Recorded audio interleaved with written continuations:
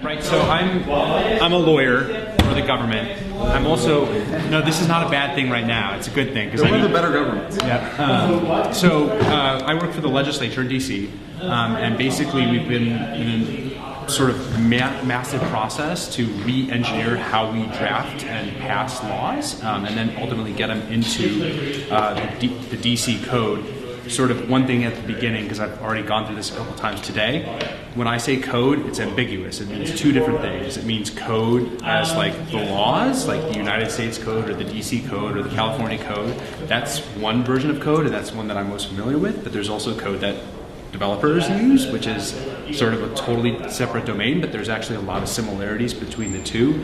I'm going to talk about that tomorrow. But one thing that I really wanted to get everyone here is to say, how can we figure out ways that we can actually use systems that already work in different domains so that we can better annotate the law. And so what I mean by that is, right now, we annotate primary legal materials. When we pass a bill, there are a lot of information, there's a lot of metadata that's associated with passing the bill. We talk about who introduced it, who passed it, what the reactions to the bill were from the public, and we'll talk a little bit about Madison and some of the things that the Open Government Foundation is doing.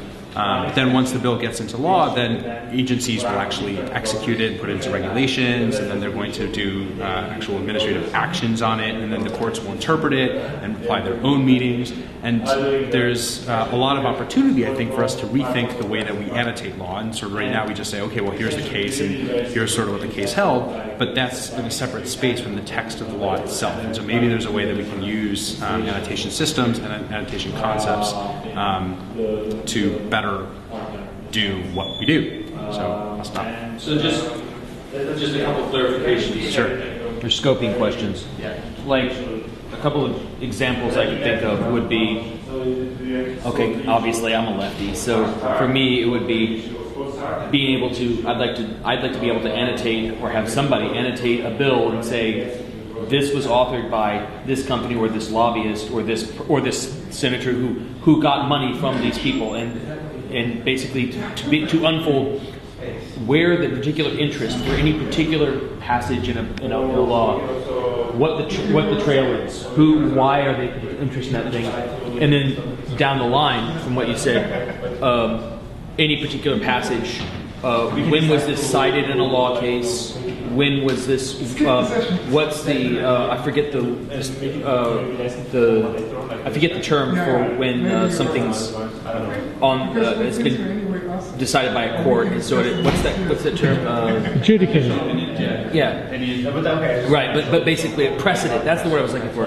When a precedent has been set according to this, and in what courts and whatever, and that doesn't necessarily need annotation for all of it, because there could, it can partly be documents and partly be annotation, but the annotation comes in when a particular part is cited as a relevant aspect. Is that the sort of thing? So you're not looking for use cases though, right? You're looking for what tools, or what are you looking for? So part of the problem, right? There's so many different ways that annotations are used in the law, and I think of annotations as being relevant to the law. So for example, a narrow example.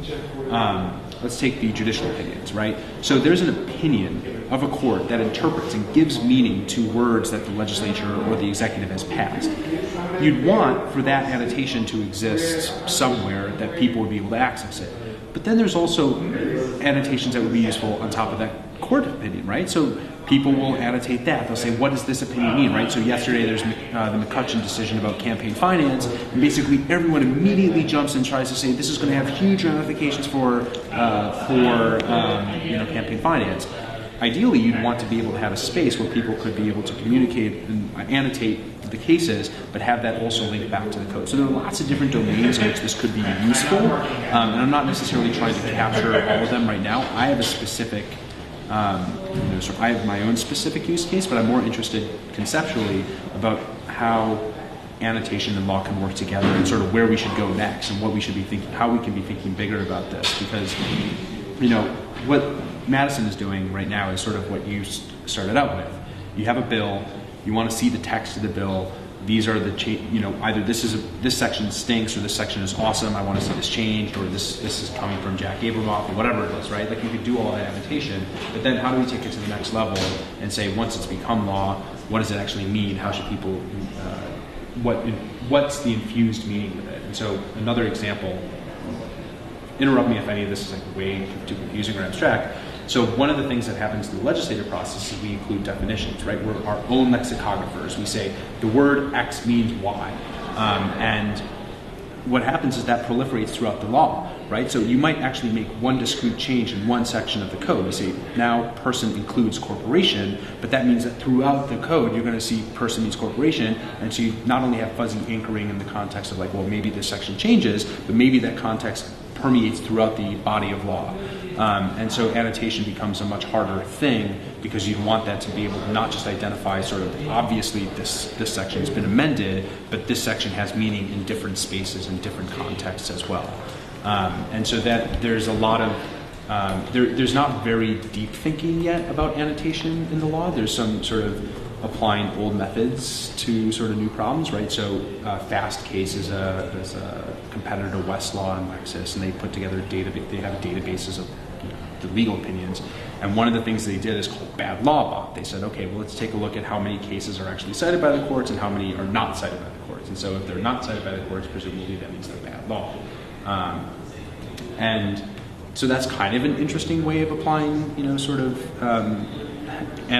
data and analytics to law, but there are probably a lot of ways that you could sort of use annotations as a way to inform what the law means, right? That's a deep, I think that's probably far from what you actually asked. So I guess what I'm wondering is, what is your desired outcome from this session? Well, so here's what I think I'd want to know from you, because I think about law in the way that I use law, but I would be interested, so I can tell you a lot about how the law works and how lawyers use the law, but I'm interested in hearing about how the public uses the law. I'm interested in, from a developer standpoint or from people who care about the law, how you would actually want to see it and use it, right? That's, I guess, interesting to me.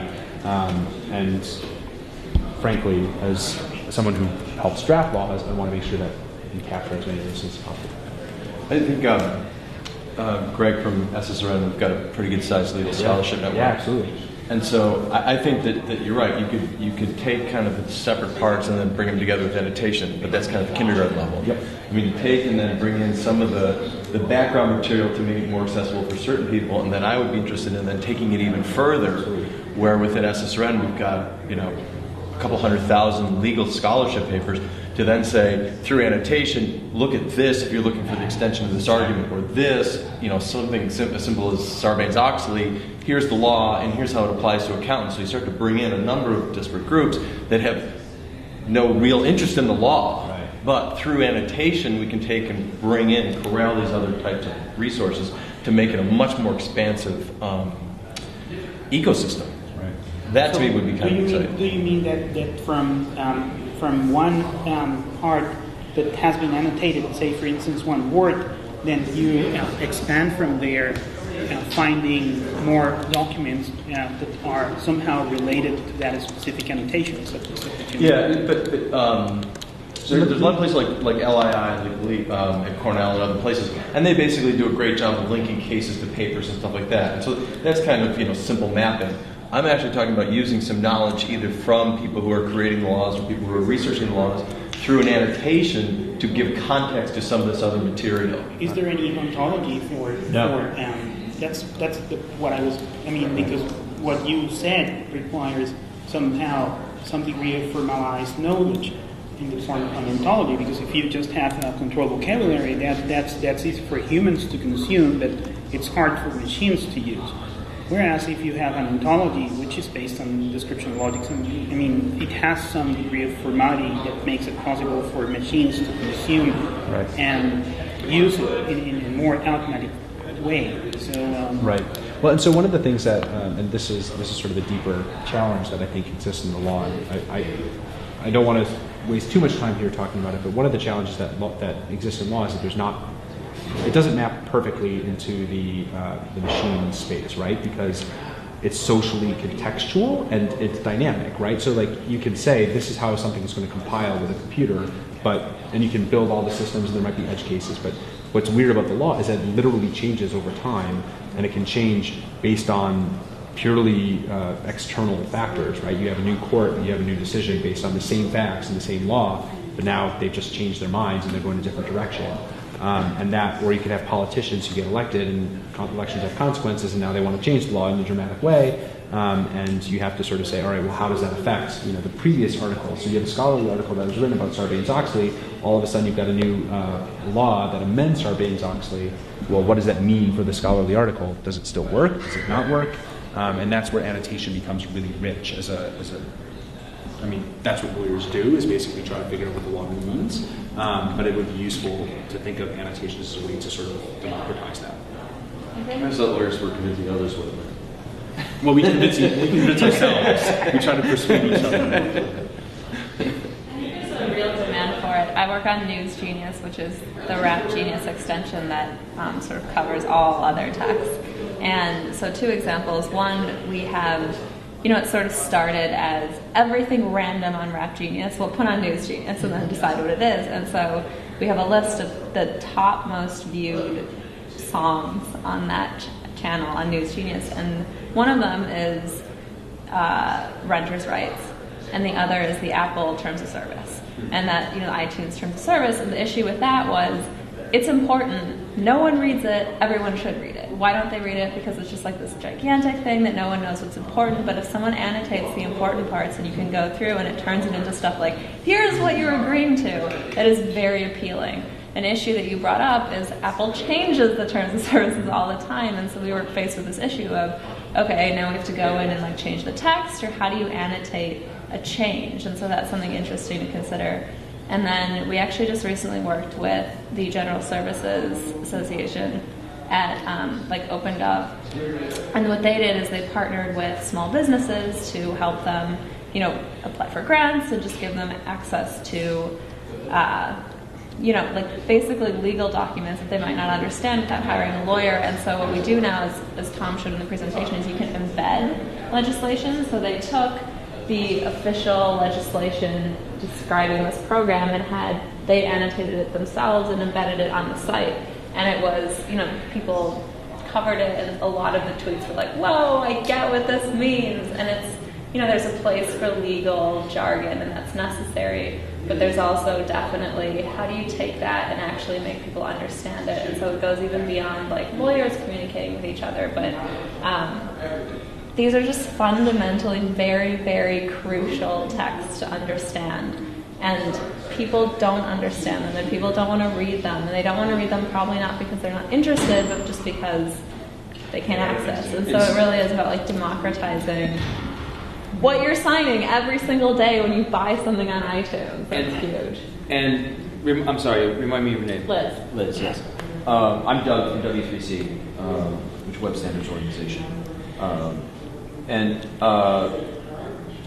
One of the sets of people that don't read laws are the people who sign them into law.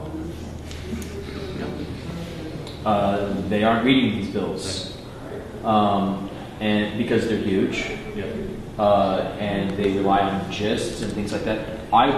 First off, you said how can people use these? I think the most imperative thing that you could do, beyond thinking of all the ways in which we could use them, and if you're doing this already, I apologize, but is put it out there, and actually, whatever annotation engine you use, start putting the laws up there and let people annotate them and see what they do with them. Do it through Rap Genius, do it through .gov, just do it, and then start. There's a little bit of a plug. So now we have the plug, sorry.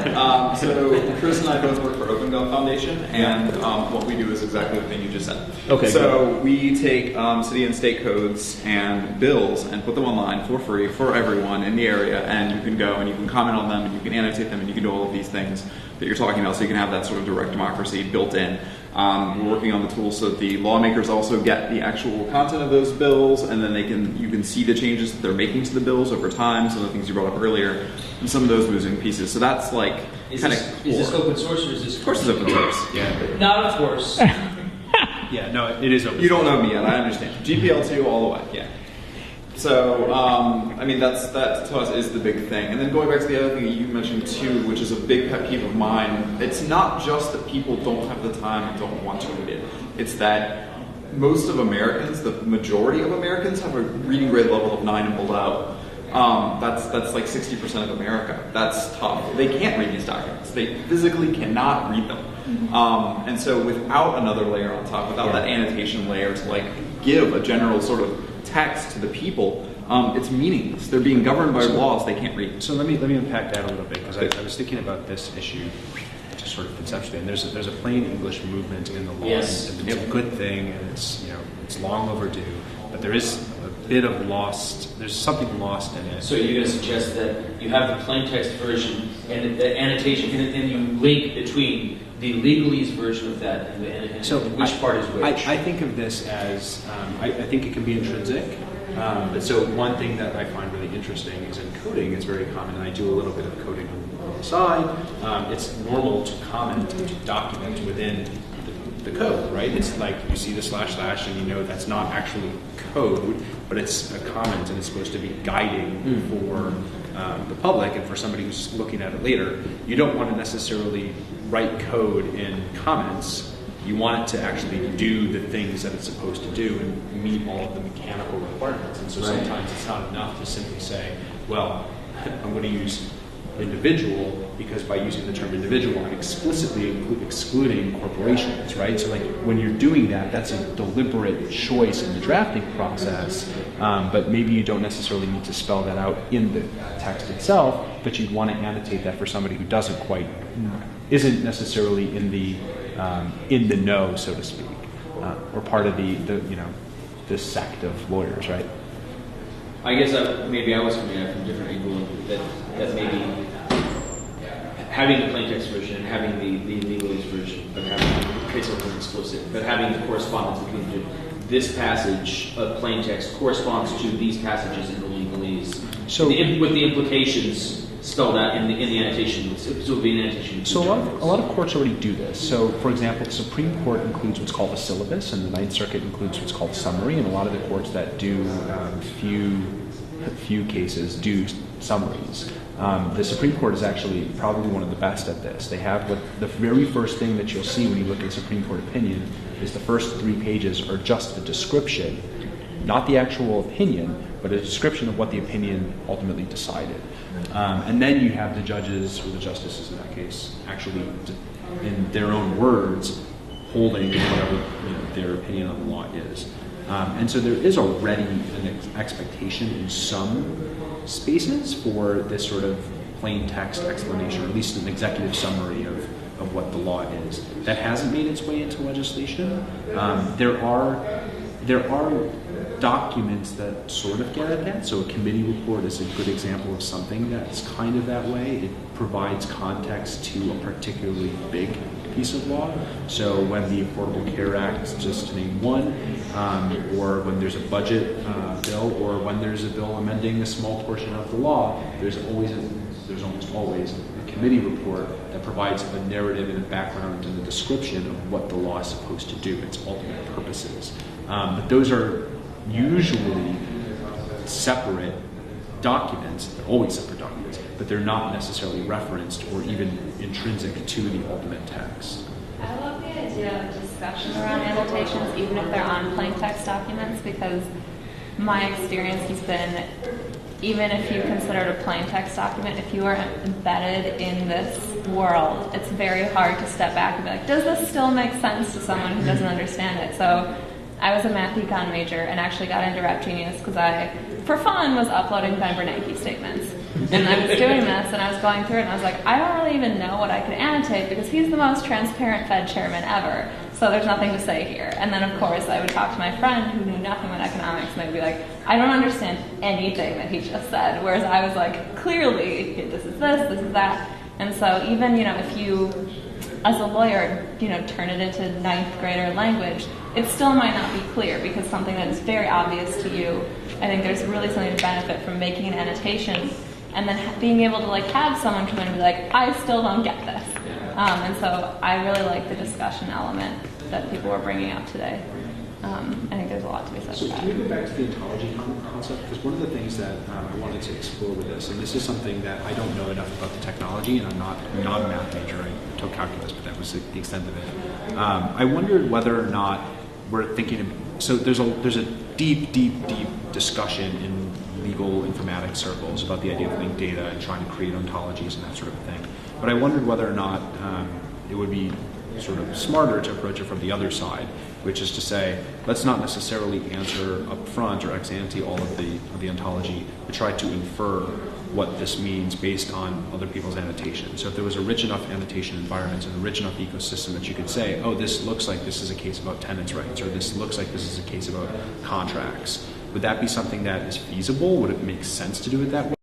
Because you wouldn't be able to do it without the annotations, right? If you were just looking at it, you're like, well, I don't know what this means. I'm going to have to infer intrinsically. But if there was extrinsic commenting or extrinsic tagging, you might be able to make inferences about the underlying document itself. Or at least that's my sense. I don't know if that actually works in other domains. So you mean that you have you moved from having a set of annotations and then you want to infer what those annotations are about or how they map together. Exactly. How are they related? So rather than sort of this is a lawyer term, ex ante, trying to, or at the very beginning, try to describe what it is, because that's hard. As a lawyer, I'm thinking like, well, what is a tenant? What's tenant's rights? Well, it's a contract, right? You have a lease agreement. It's also property because it involves real property. It's also probably a bit of family law because you have relatives who may or may not live there legally because you're either married or you become married or you have a domestic partnership and maybe that's not recognized in the state. So there are all kinds of things that are wrapped up into. So you want to do it post-mortem? Essentially, rather than at the beginning trying to define it based on how people actually use it. I would say yes, but the thing is that you still need some kind of control vocabulary to do that because you need to, from the annotation, say for instance that you have an annotation about the lease in a contract for my house, and there is a lot of legal jargon in that document. I never read that. A, because it's terribly long. Second, because it's extremely complicated and I have no idea how to interpret most of the things that are in that kind of documents. But if I could just have, probably not an annotation, but more of a summary, a structured summary, short, I would probably read that, and I would most likely be inclined to comment on that, which is annotating that.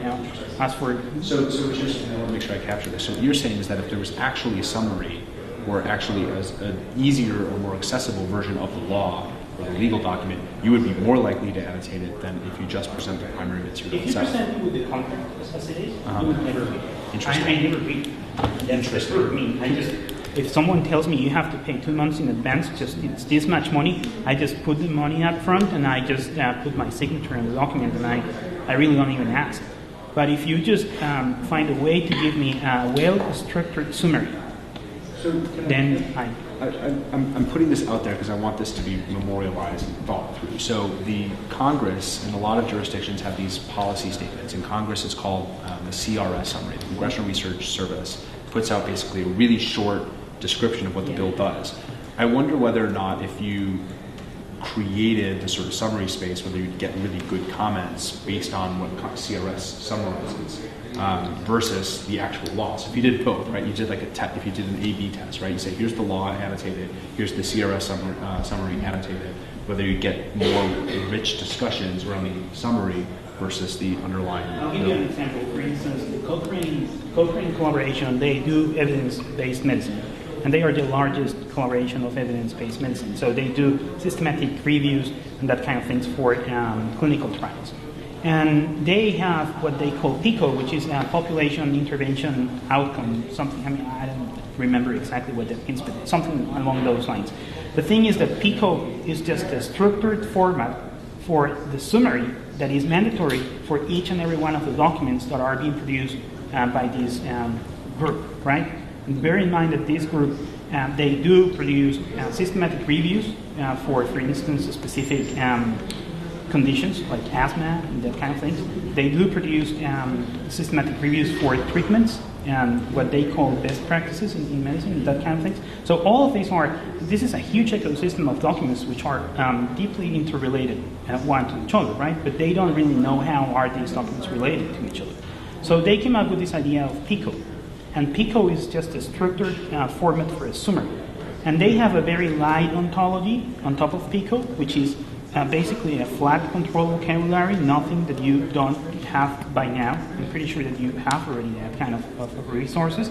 And what they do is that they have PICO, and they do annotate PICO with this lightweight ontology, right? And then they kind of infer relations across documents. That's how they do it. So could you combine the two then? Because you have an ontology that was simple enough that the average person could read it and simultaneously had the necessary pieces for the legal part, so that you kind of get both. Yes. Wow. So that's how they do it. That's interesting. I can't believe that there aren't legal ontologies. I can't believe that either. I mean, Well, part of the problem is that there are, but things change pretty dramatically, right? So one of the things that there's a joke that was used yesterday about the law of the horse, which is that when you have horses, right, you have laws for the horses, and then when you have cars, you have the laws for the cars, and when you have planes, you have laws for the planes. But really, it's the same underlying general principles. You're just applying it in different contexts. And what's weird about the law is that it is a shifting thing. So if you built an ontology today, by a month from now, it might be relevant.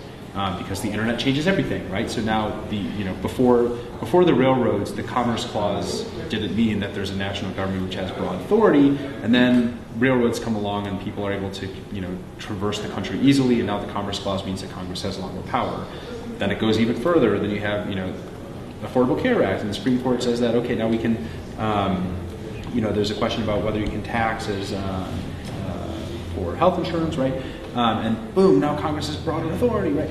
But the thing is, with all of these things have shifted, both from an expectation standpoint, but also from a technology standpoint, so that applying sort of this is the rule today, or even the taxonomy or ontology today wouldn't work, or at least that's what it So said. people are starting to put ontologies into Git now, so that they can fork them and inherit them, involve them, and when you tagged it under an ontology, if you tagged it with a time, you could kind of do a version history. But the fact that ontologies might evolve shouldn't be a barrier to applying what you know now. Actually, you should expect that ontologies evolve over time. I mean, if the ontology doesn't move forward, that means that there's a problem. That there you have a problem. And what you're describing is very common scenario in the biomedical domain where things change. And from the W3, because the annotation ontology has a semantic tag, field that at least in the draft that we have now, which is could be a URI that points into some specific term within a known ontology that could have a version. But there maybe could be part of the spec moving forward could be the notion of tags that evolve over time or versioning. I don't think it would be specifically an annotation. I could see somebody doing an ontology around that. Can I just raise a couple of other user-facing questions? So, a couple of uses that I would personally like to see. I'm going to move away from annotation. I don't mind if you go back, but I just wanted to get these out there. A couple of uses I would like to see is one. I could expect that news sites, when they're talking about an article, when they're talking about a law or something, they could actually provide a link, a deep link into that thing itself. And that's deep linking is not necessarily annotation, but there's a fundamental mechanism that we're talking about. Hey, we should be able to deep link into this particular passage, and I can see it, like when they say the law says that blah blah blah, and then they link to several different targets there, and so when I go to that document, I actually see this passage, this paragraph, and then this illustration all reinforce that point. That they're interpreting it that way. And then the other thing I would like to see as a consumer is when I go to the polls to vote on a proposition, I trust the local lefty newspaper to tell me what to vote on, which way to vote, on who, or either on the person or on a proposition or whatever. I would like to see I would like to be able to find the most pertinent things and actually maybe talk about it and have that dialogue about particular parts of a law that I'm voting on, right? So, and I think that goes back to what you said. Is I'd like to have that interface so that, and have it be common and knowing that you can do this, that you can go to this place and you are able to have a dialogue. Well, first you're able to understand it, and then also have a dialogue. And in my opinion, those two things should be different. There should be some people who are experts that are explaining it, and those should be in yellow, and then other things would be comments that other people have made. Yeah, so something, whatever. One of the theories that I have, and again, this is just it's a prediction as opposed to an actual, any sort of insight to it. It's just a pure prediction. Is that I suspect that at some point in the future, lawyers are going to be competing over the same space to annotate. In other words, you're going to have the same primary text, and you're basically going to have people at SSRN and the academics and the experts who are all trying to compete over that same text and assert primacy over this is what it means. And sometimes it'll be the court, and things will sort of offset the balance. But I imagine that that's what you're going to eventually get to, that the primary text will be the vehicle for people to sort of communicate to each other on that space. That's one of the reasons, actually, why I think wiki-style annotations as a type of annotation is powerful, because they encourage people to collaborate towards forms of evaluation instead of fragmenting. Dan, I've heard you say this in talks or videos or something where wouldn't it be nice if we had the original conversation and context around the Constitution, because then we know what the right to bear arms really means. Does it really mean a well-armed militia, or does it mean individuals? And if we had that context still, if we had the conversation, and so maybe if we were having those conversations when people passed laws, first off, the lawyer might mean something by something, but then the people interpret it a different way, and maybe when the judge passes a ruling on that, he or she says, "Oh well, okay, so this is what the original intent was." But when the people passed the law, their intent was clearly this, and I'm going to rule in a different way. Sure. So this raises a really, really, really deep and rich and complicated discussion about what it means for what legislative history means and the value of legislative history. And there's some interesting, I think, and potentially rich academic discussions that could be held about how technology informs what legislative history means. So there's a movement that is pretty well embedded, which is called textualism. And the idea of textualism is that you don't look to legislative history, that the only way that you can infer the meaning of a particular law is the actual text of the law itself. There's another movement which is sort of more is referred to as purposivism, which is that you're trying to distill the purpose of analyzing the laws to establish the intent or the purpose of the legislature in passing that particular law. And there's a tension between those two. And what's interesting is to conceive of if you had technologies that allowed people to more accurately discern what the intent was in a competed space, whether that would shift the pendulum from textualism to purposivism or vice versa. They should have called it contextualism.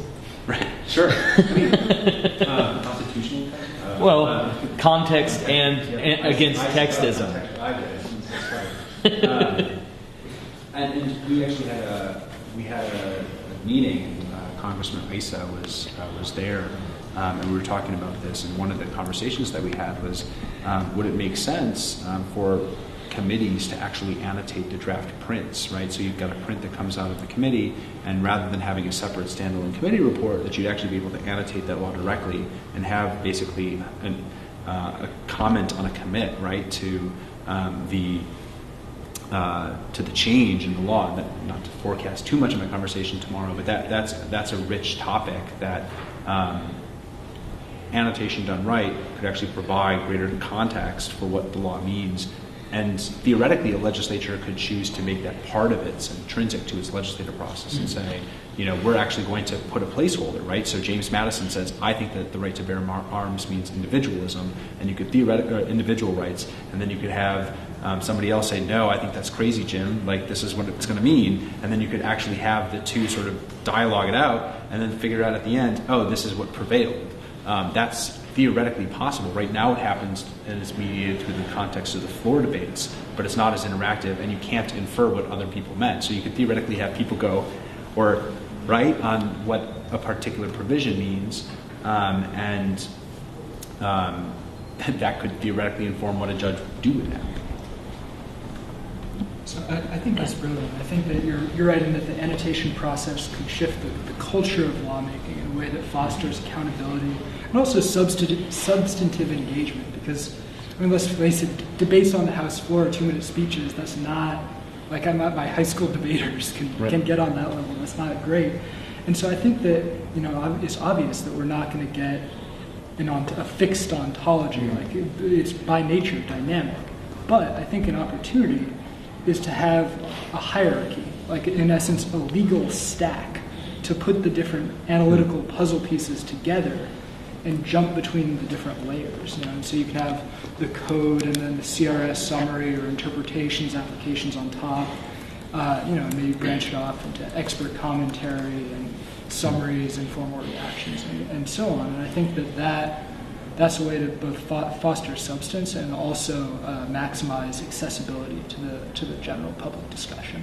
And with that deeper discussion, you have more context within which to explicate something like a change in the environment, the horse law, right? Okay, so now we can find out what they mean. And there's this dramatic change, but we can sort of see were they thinking about this change when automatic weapons are cheap and plentiful? Were they anticipating that, or were they saying, hey, this is a fundamental right of, you know, like, or were they saying, oh, well, it's okay and I'm not picking on that particular issue. I'm just saying, like that, like I'm not saying it very well either, but basically, by capturing the intent behind it, we can reinterpret that when suddenly wiretapping becomes very easy, right? The wiretap law has to be re-examined, and what was the context within which they set that? When suddenly everybody has a computer, is it still computer fraud to misrepresent yourself on Facebook? What was the intent there? What was the context? And I'm sure that interpretation is already done. Mm-hmm. It's just that there would be a larger body of context right there in the document. So to tie it back to the SSRN, it totally happens, right? Like those conversations happen right now in legal spaces, but they're not at all. I mean, they are accessible if you know what you're looking for in SSRN. So like I know what I'm looking for and I know how to find it. But if you're just a person approaching it, your first instinct is to say, well, this is what the law says, and I'm done. And that's not how law is actually made. That's not how law is interpreted. It requires a deeper understanding of all of the various things. So I kind of like the idea of the hierarchy and stack, which are basically saying you don't just start here, or you don't just end here. It's like, how do you go through this process to infer meaning? So that's interesting. Going back to something you touched on before, this notion of people competing for primacy. Yeah. Feels like that maybe implies that there's a monolithic real estate, which is maybe top to bottom, single dimensional for how annotations might accrue over time. But to me that suggests that we haven't provided good filters or sorting or grouping, tagging, ways to distinguish different threads of conversation. The more that we can do that, the more we can give people space within their domains and within their channel to have different kinds of discussion, instead of people simply having to compete because there's only one way to get to the top. So I guess let me see if I can unpack that a little bit, because one thing that I start with, and this makes law a little bit unique, is that law assumes there's a reason. There are various jurisprudential theories about why this is so, but ultimately that law is binding on people, and law comes from established sources where this is actually somebody who's in a position to say, this is, you follow this, you must adhere to this. And so in some respects, I always think of the law as sort of a monolith in that sense. that if you want to say, well, this is what the law means, you can't say, well, I'm going to apply the law of Canada in the United States. It's like, no, you have to follow the law of the United States. And there might be conflicts of laws and things that you have to sort out that way. But ultimately, even though there's not sort of like an objective sense of like, this is what the law is, right? Like there's disparate sources of law that apply. It's not the sort of thing where you can have, well, I'd like to apply, French law in the United States on this particular topic. They'd be like, no, you're in the United States, you're in this court, we're going to apply United States law to this topic. I'm sorry, that's what you'd like. So I typically think of that as sort of the starting point, but maybe there's something more that could be added to this discussion. So to me, this is the notion of the publication date in a journal. So there's a debate that happens between co-authors and reviewers about what the paper should be. But then at some point they come to a decision, right, and that paper gets published, and then the community peer discussion of the public happens, where they debate this, and maybe this was wrong, maybe the data was flawed, and everybody's got an opinion, and then maybe somebody goes off and does another, science experiment to result in another published paper that could be primal, more cited, that would reverse the thinking of the one that came before. So maybe law is kind of like that. At the point that it becomes published, everybody has to actually adhere to it. But then the debate can begin about whether or not it ought to be changed moving forward. Well, I understand that in your case it is a little bit more complicated than that, because you have once the law is a law, and you interpret the law. The judge interprets the law in different ways. So one judge may interpret a particular law in a very different way from someone else, right? Yeah, absolutely. And in fact, there's a thing. It's called circuit splits, where you'll have one circuit says this, and then another circuit says the exact opposite. And if you live literally across the border, you might have to follow different law until the Supreme Court resolves it. And that's expected and sort of normal in our space. So have you considered having different types of annotations for the kind of documents that you deal with? So that's the state of the art, that we have many different places in which annotations exist. That may be a necessity. That may just have how it has to be architected. That might be the best that we can do. Maybe we can refine it, but it might be that there are all sorts of different spaces. But I do wonder whether you could have unified spaces for annotations. I think that, well, I suspect I speak for Dan as well. I like the idea of decentralized sources.